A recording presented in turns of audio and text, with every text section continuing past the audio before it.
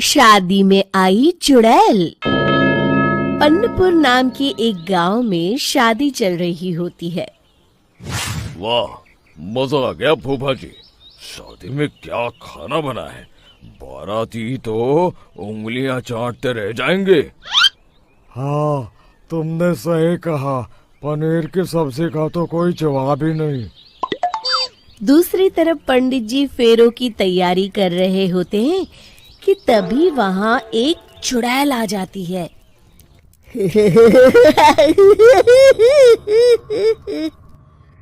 अरे मर गया रे, ये चुड़ैल यहाँ क्या कर रही है? अरे दिवाकर जी, ये आपकी कौन सी रिश्तेदार है? अरे मुझे क्या पता, क्या भाग्यवान, कहीं ये तुम्हारे मायके से तो नहीं आई है।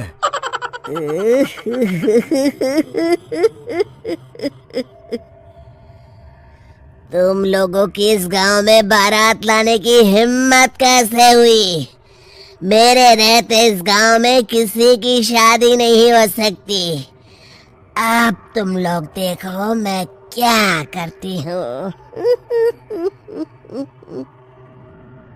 अरे मर गया रे, मैंने सुना है ये जबान की पक्की है।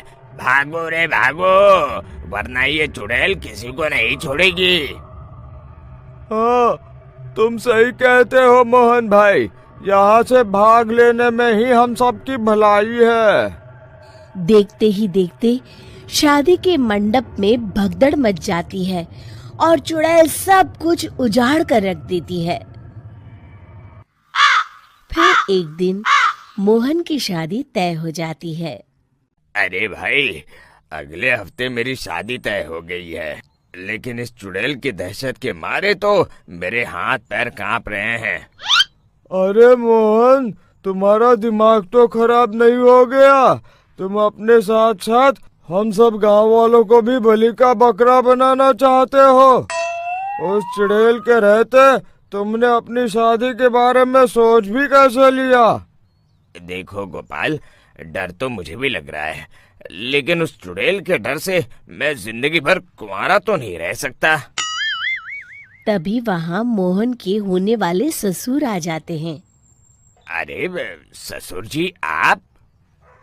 देखो, अब तक मैं तुम्हारा ससुर बना नहीं हूँ और शायद बनूंगा भी नहीं। ये आप क्या कह रहे हैं? मैंने तो शादी का कोड भी सिलवा लिया है। मैं अपनी बेटी की शादी किसी अच्छे गांव में कराना चाहता हूँ।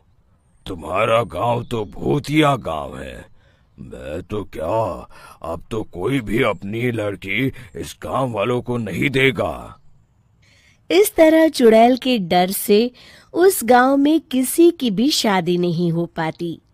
फिर एक दिन गांव के जमींदार अपनी बेटी की शादी करने का विचार करते हैं, लेकिन चुड़ैल के डर से उनकी भी हिम्मत जवाब दे देती है। अगर मेरी बेटी की शादी तय समय से नहीं हुई तो मेरी नाक कट जाएगी। मुझे कुछ करना ही होगा।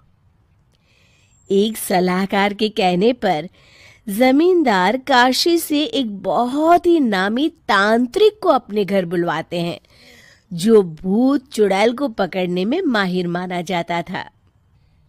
जमींदार साहब, आप चिंता मत करिए।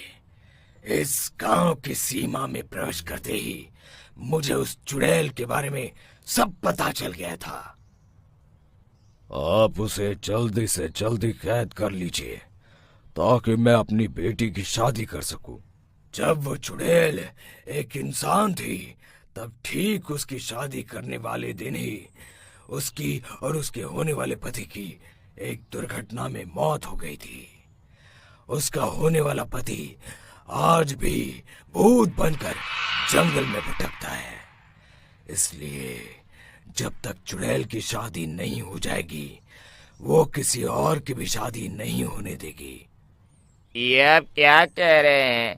अगर वो भूत भी हमारे गांव में आ गया तब हमारा क्या होगा? ये आदमी बीच में बहुत बोलता है, इसे बाहर निकालो। उसके बाद तांत्रिक बताते हैं कि अगर उस भूत के साथ चुड़ैल की शादी करा दी जाए तो वो चुड़ैल हमेशा हमेशा के लिए उस गांव को छोड़कर चली जाएगी। जमींदार साहब, आप अपनी बेटी की शादी की तैयारी शुरू कर दीजिए। मैं कुछ गांव वालों को अपने साथ लेकर उस भूत को ढूंढने जंगल की ओर जाता हूँ। इस तरह जमींदार निश्चित होकर अपनी बेटी की शादी करवाने लगते हैं, लेकिन तभी वहां चुड़ैल आ जाती है। मैंने तुम गांव वालों को समझाया था ना कि इस गांव में कभी कोई शादी नहीं करेगा। लगता है तुम लोग मुझे हल्के में ले रहे हो। चुड़ैल जमींदार की बेटी को उठा लेती है।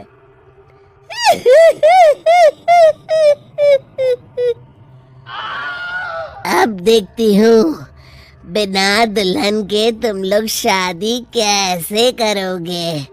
मैं इसे अपने साथ ले जा रही हूँ।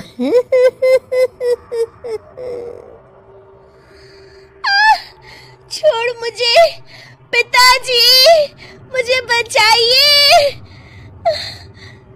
अरे, कोई मेरी बेटी को बचाओ।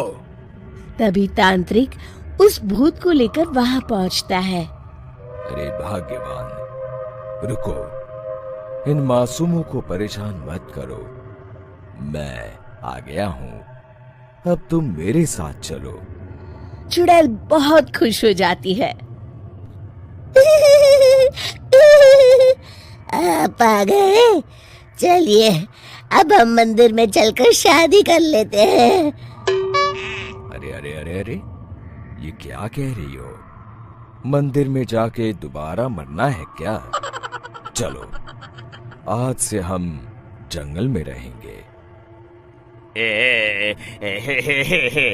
चुड़ैल चली गई, अब मेरी शादी हो जाएगी।